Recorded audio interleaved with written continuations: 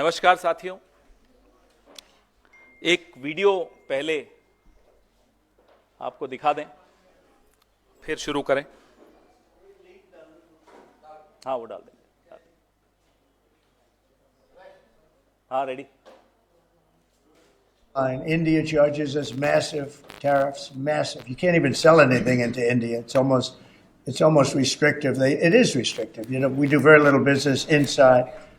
They've agreed, by the way, they want to cut their tariffs way down now because somebody's finally exposing them for what they've done. मैंने भारत की पोल खोल दी है, इसलिए अब वो अपने टैरिफ कम करने को मान गए हैं। ये डोनाल्ड ट्रंप ने अभी से कुछ घंटों पहले, जब हम और आप सो रहे थे, तब कहा। और ये ऐसे शब्द हैं कि कोई राष्ट्राध्यक्ष बोल रहा हो ऐसा लगता ही नहीं है। ये ऐसे लगता है कि कोई ऐसा व्यक्ति बोल रहा है जिसने भारत की बाजू मरोड़ ली, धमकाया और अपनी बात मनवाने को मजबूर कर दिया। डोनाल्ड ट्रंप ये भारत के लिए कह रहे हैं। सुबह से जब से हम उठे, जब से ये शब्द हमने देखे, सुने, ये वीडियो जब से सुना, मन को बहुत दुख हुआ। ये आज से कुछ दिनों पहले, कुछ हफ्तों पहले, जब प्रधानमंत्री वहां गए और मंच पर दोनों इकट्ठे बैठे थे, प्रधानमंत्री की मौजूदगी में जिस तरह से हमें धमकाया जा रहा था, रेसिप्रोकल टैरिफ की बात की जा रही थी, भैया प्लीज आवाज बंद कर दो प्लीज, रेसिप्रोकल टैरिफ की बात की जा रही थी, ब्रिक्स मर चुका है, ये प्रधानमंत्री की मौजूदगी में बोला जा रहा था, और प्रधानमंत्री का हवाई जहाज भारत लौटा, उसके कुछ घंटों बाद बेड़ियों में जकड़े हुए एक हवाई जहाज हमारे निर्वासित भारतीयों का अमृतसर में उतरा, कुछ घंटों बाद। तो अपमान देश का होता है, प्रधानमंत्री का नहीं होता। लगातार हमारा अपमान हमारे प्रधानमंत्री की मौजूदगी में मंच पर डोनाल्ड ट्रंप कर रहे हैं और मुस्कुराए जा रहे हैं, प्रधानमंत्री हंस रहे हैं, कोई जवाब नहीं दे रहे। तब भी मन को बहुत दुख हुआ था, क्योंकि जैसा कि मैंने आपको कुछ वक्त पहले भी कहा था कि जो हमारे मन में भारत के प्रधानमंत्री के पद की जो गरिमा और ताकत है, उसकी एक छवि बनी हुई है। वो छवि कब बनी? वो छवि बनी 1971 में,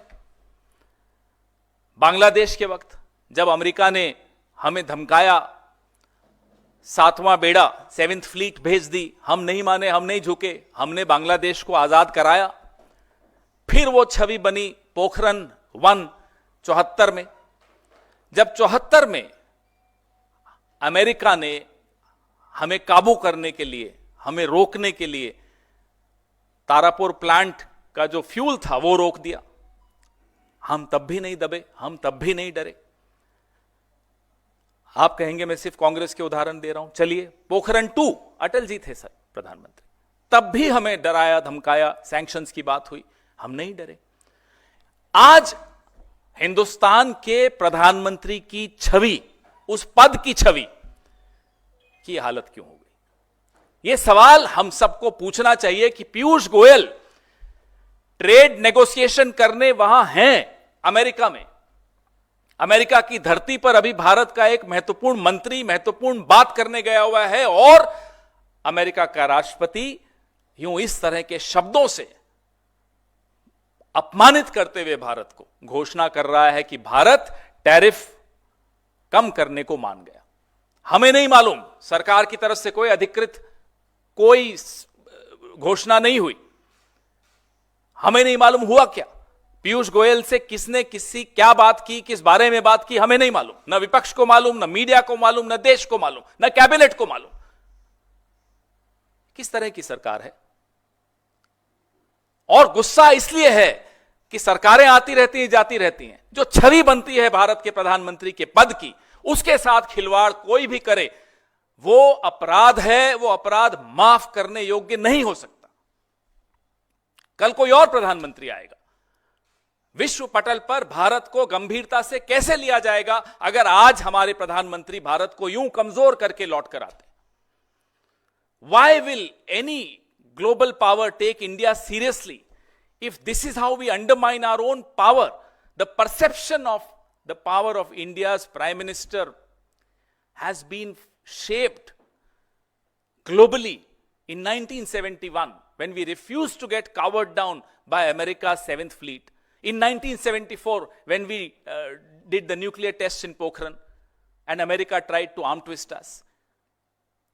Later, when Atalji was the Prime Minister, Pokhran 2 happened.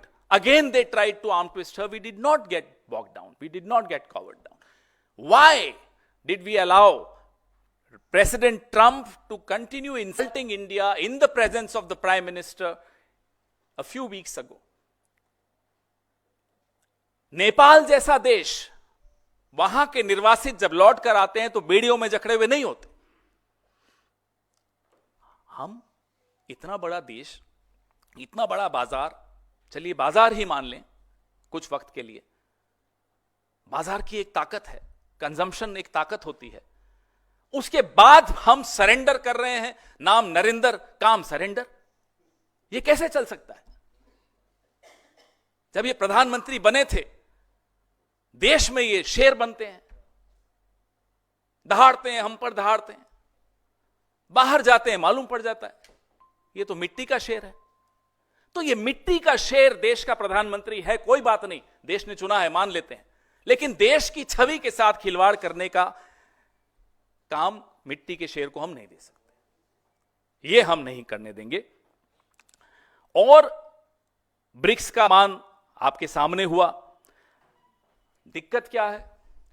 पूरे विश्व को समझ में आ गया, और ये हमारे लिए बहुत नुकसान की बात है।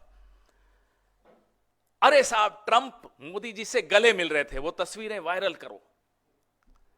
उधर तो मोदी जी से ट्रंप गले मिल रहे हैं, इधर हमारी अर्थव्यवस्था का गला काट रहे हैं, उसमें किसी को कोई दिक्कत नहीं। प्रधानमंत्री की छवि देश के आर्थिक हितों से बढ़कर अगर आप दिखाएंगे और देखेंगे तो यही होगा जो आज हो रहा है। आपकी छवि महत्वपूर्ण नहीं है, देश के हित महत्वपूर्ण है। कनाडा, मेक्सिको, ये लोग खुलकर बुलंद आवाज में ट्रंप को जवाब दे रहे हैं, ट्रंप से सवाल पूछ रहे हैं, ट्रंप को मजबूर कर रहे हैं कि वो उनके खिलाफ टैरिफ्स का जो निर्णय है वो 1 महीना मुलतवी कर लेता है, पोस्टपोन कर लेता है। हम फोन उठा के क्या बात भी नहीं कर सकते? हाउडी क्या था वो, हाउडी मोदी, अब की बार ट्रंप सरकार। इतने अच्छे आपके रिश्ते, आप दम भरते हैं उन रिश्तों का। आखिर कारण क्या है कि प्रधानमंत्री मोदी और विदेश मंत्री एस जयशंकर और अब पीयूष गोयल, ये लोग एक डर के, एक खौफ के साए में क्यों बात करते हैं जब अमेरिका से बात करते हैं? हमारे एमएसएमईज, इस देश का लघु उद्योग, सबसे बड़ी चोट इन टैरिफ्स की हमारे एमएसएमईज को पड़ेगी, इनके दोस्तों को नहीं पड़ेगी जो इनके क्रोनी कैपिटलिस्ट दोस्त हैं। हमें यह समझना है कि आज ये डर क्यों है हमारे प्रधानमंत्री के मन में अमेरिका को लेकर। किस बात से डरते हैं देश के प्रधानमंत्री अमेरिका से, जब कनाडा नहीं डर रहा, मेक्सिको नहीं डर रहा, नेपाल तक नहीं डर रहा, भारत डर रहा है? कारण तो बताइए। क्योंकि 60,000 करोड़ का नुकसान सालाना हमारे को इस निर्णय से होगा। अगर यह निर्णय लिया जा चुका है तो हमें नहीं मालूम, पीयूष गोयल ने हमें नहीं बताया, देश को नहीं बताया, मोदी जी ने देश को नहीं संबोधित किया, पिछले पार्लियामेंट में भी कोई स्टेटमेंट नहीं आया, तो हमें नहीं मालूम कि चुप्पी क्यों है, हम जवाब क्यों नहीं देते। और अमेरिका भी एक गलतफहमी में है। जो बड़ी बड़ी ब्रांड्स, आप पेप्सी देख लीजिए, पिज्जा, बर्गर, अलग अलग ब्रांड्स आप जो देखते हैं, ये माइक्रोसॉफ्ट, गूगल, ये सब अमेरिकन कंपनीज हैं जो भारत के बाजार में हैं, लाभ उठा रही हैं। अगर आप एक विकसित देश हैं, आपकी कंपनियां यहां बाजार हमारे में आकर दुकान खोल रही हैं, तो हम भी एक विकासशील देश हैं, हम भी अपने हितों की रक्षा करेंगे। ठीक है, आज आपको हमारी कमजोर लग रही है सरकार, इसका मतलब थोड़ी कि हमारा देश कमजोर है, हमारा बाजार कमजोर है, हमारा एमएसएमई सेक्टर कमजोर है, ऐसा नहीं है। हिंदुस्तान की ताकत आपने 71 में भी देखी, जब हम वाकई एक कमजोर देश थे, 74 में देखी, कई बार देखी। आज ऐसा क्या हो गया साहब कि इतने ट्रिलियन की इकोनॉमी, विश्व गुरु, फलाना ठिकाना, और ये हालत।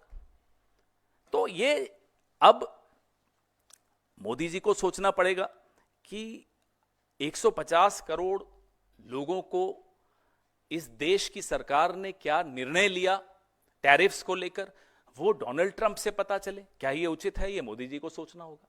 मोदी जी को यह भी सोचना होगा कि इन 150 करोड़ लोगों के आर्थिक हितों की रक्षा कोई डोनाल्ड ट्रंप थोड़े करेगा, वो तो आप ही को करनी है। वोट लेकर आप प्रधानमंत्री बने हो। You are the custodian of the economic interests of these 150 crore people of India. Nobody else will come to rescue you if you are expecting that. और एक जिम्मेदार विपक्ष की हैसियत से भारत सरकार अगर कोई जवाबी कार्रवाई करती है, कोई माकूल जवाब देती है, कोई मजबूत स्टैंड लेती है, हम विपक्ष की हैसियत से उसके साथ खड़े हुए दिखेंगे। अभी अभी आप शेर चीतों से मिलकर आए हो, एक दहाड़ फोन उठाकर डोनाल्ड ट्रंप को सुना देते, हम आपका साथ देंगे, आप दहाड़ो तो। जैसे आप देश के विपक्ष पे, देश के मीडिया पर, देश की सिविल सोसाइटी पर, अपने कैबिनेट कोलीग्स पर, लाल कृष्ण आडवाणी पर, मुरली मनोहर जोशी पर दहाड़ते हो, उसकी आधी दहाड़ डोनाल्ड ट्रंप को सुना देते। हम आपके साथ खड़े होंगे, हम आपको यह वादा कर सकते हैं। इतना बता दो कि आप क्या सिर्फ घर पर ही शेर बने हुए या बाहर भी कुछ दिखाओगे? आपके सवाल। क्या सवाल है सर कांग्रेस पार्टी के इस पूरे मसले पर सरकार से, क्योंकि आधिकारिक तौर पर कल भी इस मसले पर विदेश मंत्रालय की तरफ से कहा गया था। आपने खुद कहा कि आधिकारिक तौर पर सरकार ने कोई जानकारी नहीं दी है, ट्रंप के भाषण को अपने आधार बनाया। कल विदेश मंत्रालय ने कहा कि multi sector bilateral trade agreement पे बातचीत को लेकर सहमति पहले ही आपसी बातचीत में बनी थी, वो चर्चाएं चल रही हैं। तो क्या मांग है आपकी सरकार से? देखिए साहब, हमारे आप केंद्रीय बजट को उठा के देख लिए 2025 और 26 के। आपने अच्छा सवाल पूछा, थोड़ा विस्तृत जवाब देना इसमें उचित रहेगा। हमने अमेरिका जाने से पहले क्या क्या डिस्काउंट अमेरिका को दे दिए इस बजट में, पहले उसका विश्लेषण कीजिए। धमकी आए उससे पहले डर जाना, यह कहां की समझदारी है, यह कहां की स्ट्रैटेजी है कि आपने हार्ली डेविडसन जैसी जो उच्च क्षमता वाली मोटरसाइकिल्स हैं उन पे आयात शुल्क कम किया, बजट में किया। 13 फरवरी को बर्बन विस्की की टैरिफ जो है 150% से घटाकर 100% कर दिया, यह सब से पहले। और वॉशिंगटन के एप्पल्स, सेब पे आयात शुल्क 50% से घटा के 15% कर दिया। अभी धमकी नहीं आई थी, धमकी आने से पहले का हमारे कदम है, ये वहां जाने से पहले के हमारे कदम हैं। आप बताइए, इसमें अखरोट, क्रैनबेरी, डेयरी, बागवानी जैसे जो उत्पाद हैं उन पर टैरिफ करने की बातचीत चल रही है। हमें तो बताओ, देश के किसानों को तो बताओ, देश के एमएसएमईज को तो बताओ। किसको कॉन्फिडेंस में लिया आपने? देश के विपक्ष को आपने कॉन्फिडेंस में नहीं लिया, देश के एमएसएमई सेक्टर को आपने कॉन्फिडेंस में नहीं लिया। सीसीईए की मीटिंग कब हुई, इस पर क्या चर्चा हुई बताइए? कैबिनेट में तो कोई मीटिंग हुई होगी, पार्लियामेंट तो चले आप छोड़ ही दीजिए, आपकी कितनी श्रद्धा है आपकी पार्लियामेंट में हम जानते हैं। तो आप ये बताइए कि लगातार आप चर्चाएं कर रहे हो देश की किसानी के सेक्टर, एग्रीकल्चर सेक्टर में। कल इंडिया टुडे का एक कॉन्क्लेव था, उसमें जो सेक्रेटरी, कॉमर्स सेक्रेटरी अमेरिका के, वो क्या बोल के गए, क्या जवाब दिया आपने? तो आप धमकी आने से पहले डर रहे हो, हम क्या उम्मीद करेंगे कि आप हमारे हितों की रक्षा करोगे? जी नेक्स्ट।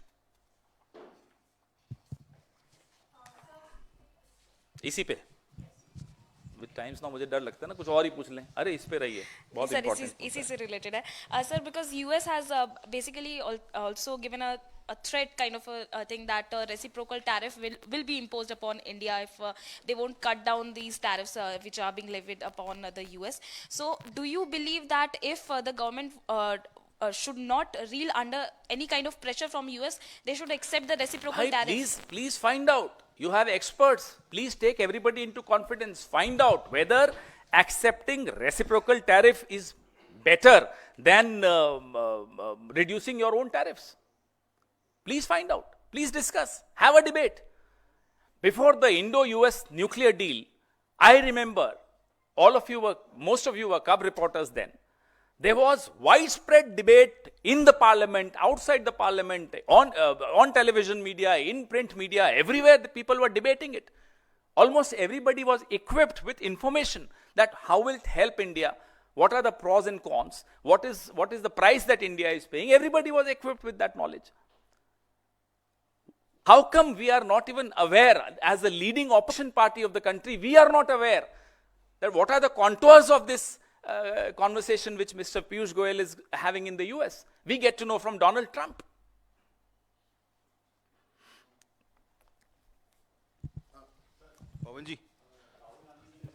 पवन जी एक पहले इसी पे गुजरात बाद में पवन जी ट्रेड डेफिसिट है भारत और अमेरिका के बीच में $45 million which is in the favour of India. अभी तक ये मालूमात नहीं है कि आखिर किन चीजों पर टैरिफ लगेगा। 2 दिन के बाद पार्लियामेंट शुरू होने वाली है। Can we expect leader of opposition seeking intervention in leading the charge on this issue? We are talking to you. We will talk on every platform. We'll ask these questions on every available platform. Because these questions affect the MSMEs, affect every single farmer of this country, affect every single citizen of this country. Whether you buy medicines, whether you buy horticulture products, on every sector, there is a direct impact of a decision such as this in case this decision has been taken. So obviously we will talk about this in every, as I said, on every platform. Not Gujarat, but ask something later. We'll deal with other subjects, but right now please be focused on this. It is very, very critical to all of you, to all of us.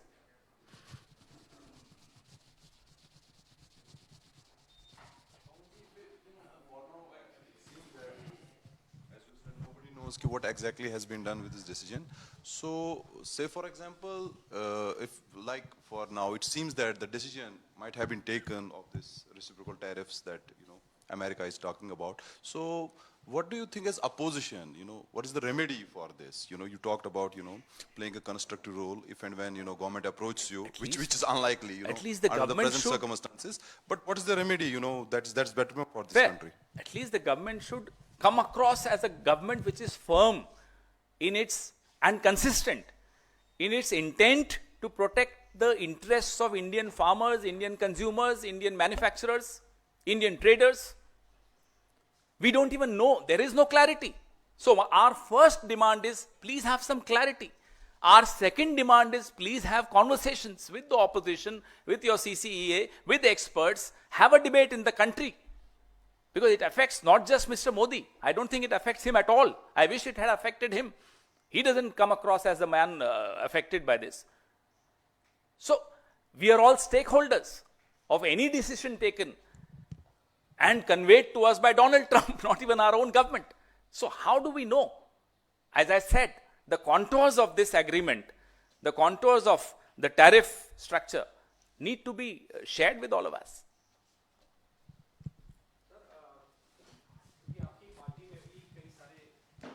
जानकार हैं जो इस issue को समझते हैं, क्या आप लोग इंटरनल कोई मीटिंग करेंगे और कोई जॉइंट स्टेटमेंट? सब चर्चाएं हमारी चल रही हैं लगातार। अब जब मैं भी आपके सामने बैठा हूं तो सब जानकारों से चर्चा करने के बाद ही बैठे हैं हम लोग। तो जाहिर सी बात है कि internally we are equipped to not just help the government with suggestions, constructive suggestions. After all that's the role of a responsible opposition party and we are happy to play that role, provided we come much later. His own cabinet colleagues are not aware of what's happening. We come much later in the pecking order. So we need to first be told, have you consulted anyone? When was the CCEA meeting, when did it take place? You did not take the parliament into confidence. So opposition तो तीसरे चौथे number पे आएगी. Cabinet, CCEA, parliament, फिर opposition पे आओ आप. Sir एक इससे अलग अभी पहले इस पे खत्म नहीं हो.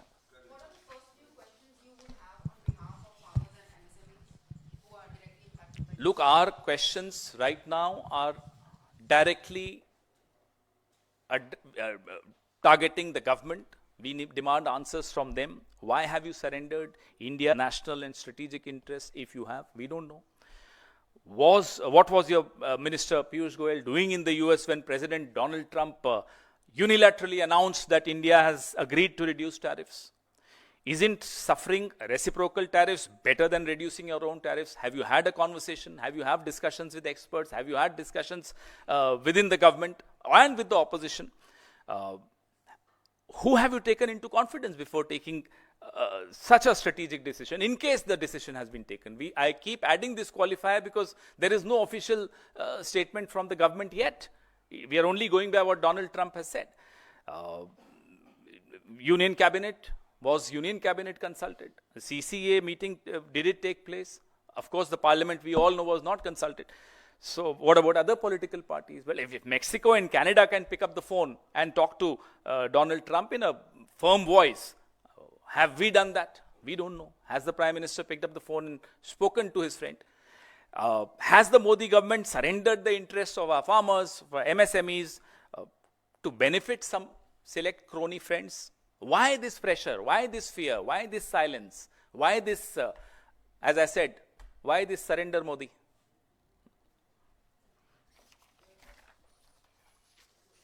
हाँ जी, इसी पे ना, अभी इसी पे, हाँ, इसी पे, नहीं इसी पे, नहीं फिर जवाब भी मैं अपने ढंग से दूंगा, फिर आपको अच्छा नहीं लगेगा, फिर ऐसे कुछ नाम ले लूंगा.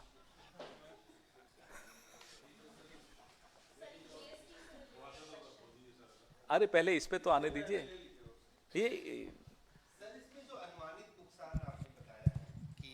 ये मैं हम कुछ एक्सपर्ट्स ने बताया है कि 60,000 करोड़ पर ईयर का हमें, जो हम सुन रहे हैं, जो समझ रहे हैं, जो क्योंकि सरकार की तरफ से तो कोई अधिकृत कुछ आया नहीं, तो 60,000 करोड़ पर ईयर का नुकसान देश को होने वाला है.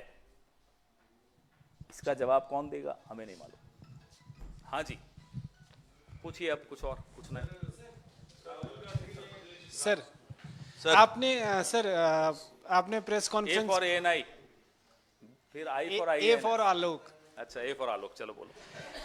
सर आपने अपने प्रेस कॉन्फ्रेंस में ये जिक्र किया कि प्रधानमंत्री जो हैं वो शेर और चीते के साथ फोटो खिंचवाने में व्यस्त थे. आज बब्बर शेर की बात राहुल गांधी ने की. उन्होंने कहा कि बब्बर शेर, कांग्रेस के नेता बब्बर शेर हैं लेकिन बंधे हुए हैं, और कुछ नेताओं को अगर निकालना भी पड़े तो निकाला जाए, और ताकि कांग्रेस मजबूत. देखिए, इस पे हम अभी अंदर बैठते हैं, हम थोड़ा एक अलग ऑफ द रिकॉर्ड ब्रीफिंग भी करता हूं गुजरात पे, अभी करते हैं, तो उस पे आपको चर्चा करेंगे. लेकिन जैसा कि आपको उदयपुर डिक्लेरेशन और उसके बाद बेलगावी डिक्लेरेशन के बाद आप जानते हैं कि संगठन का सृजन का एक अभियान कांग्रेस पार्टी ने छेड़ दिया है.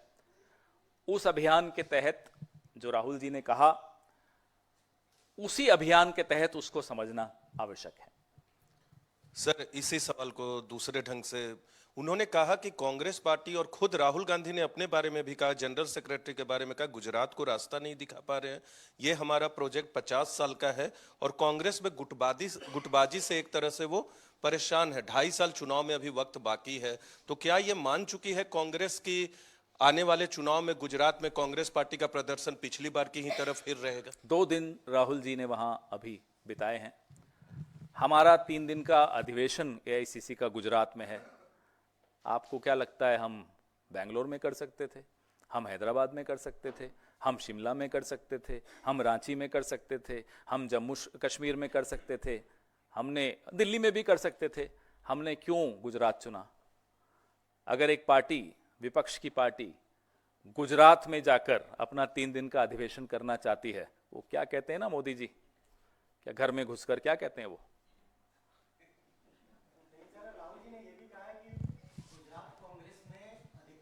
बीजेपी के साथ मिले हुए हैं. मैंने नहीं सुना ये लाइन, तो मैंने सुना नहीं अभी तक, तो मैं इस पर नहीं, लेकिन मैं इतना जरूर बताऊंगा, हम पूरे दृढ़ संकल्प के साथ गुजरात का चुनाव लड़ेंगे, लड़के दिखाएंगे, जीत के दिखाएंगे, ये एक चुनौती है और हमने वो चुनौती सबने स्वीकार की है। 2 दिन राहुल जी वहाँ हैं, 3 दिन हमारा अधिवेशन वहाँ होगा अप्रैल के महीने में। आप सब भी आमंत्रित हैं, आइएगा, आपको दिख जाएगा। Sir, one question related to GST, because Congress has been raising this issue of the complicated tax system. Earlier, a controversy has erupted for popcorn, and now it is for donuts, as Bombay High Court is going to donuts and cakes. Bombay High Court is going to determine that whether a 5% tax should be imposed upon it or 18%, which is the rate which is being fixed by the government of India. The manner in which this complication is coming up, what's the take of the Congress party? But are you sure the finance minister eats donuts? So I don't know. If she doesn't eat donuts, then we are in for trouble. Then we'll face the highest slab on donuts, because like onions, like popcorns. So first of all, I think the finance minister should send us all a list of what all she eats and she doesn't eat, and then the policy of GST will be decided. But the GST issue is as we have been saying, right from the day the GST was implemented amidst great pomp and show, that it has to be simplified. GST across the world is a very simplified tax structure. Only in India, there is an exception that we have so many slabs and very confusing slabs. So instead of simplifying the tax structure, GST in India has ended up as a tool of harassment, not just for traders, for state governments, for consumers, for everyone. Sir, Uttar Pradesh के उप मुख्यमंत्री केशव प्रसाद मौर्य ने सलाह दी है कि कांग्रेस को अपना नाम बदलकर मुस्लिम लीग कर लेनी चाहिए। उन्होंने कर्नाटक के बजट को लेकर कहा है कि वहां पे पैसा किसानों के लिए, नौजवानों के लिए खर्च नहीं किया जा रहा, इमामों के वेतन पे खर्च किया जा रहा है। चंद्रबाबू नायडू से उन्होंने बात की थी क्या कि आंध्रा में क्या हो रहा है, या अपने बीजेपी की सरकारें, राज्य की सरकारें क्या करती हैं, कहां खर्च करती हैं, वो लिस्ट मंगवा लें, मुंह बंद हो जाएगा। और मुस्लिम लीग से तो इनके रिश्ते आज के हैं नहीं। मुस्लिम लीग से तो इनके रिश्ते 1940, 1930, 1950 लगातार इनके रिश्ते रहे हैं, मिल के सरकारें बनाई हैं। और जो गठबंधन की सरकार थी, हिंदू महासभा और मुस्लिम लीग की, उन सरकारों ने पार्टीशन का प्रस्ताव पारित किया था। तो इनको कहिए मुंह बंद रखें, मुंह खुलेगा तो हमारा जिस दिन खुल गया बोलने क्या, शक्ल दिखाने के काबिल नहीं रहेंगे। हो गया जी, आइए अब उस कमरे में बैठते हैं।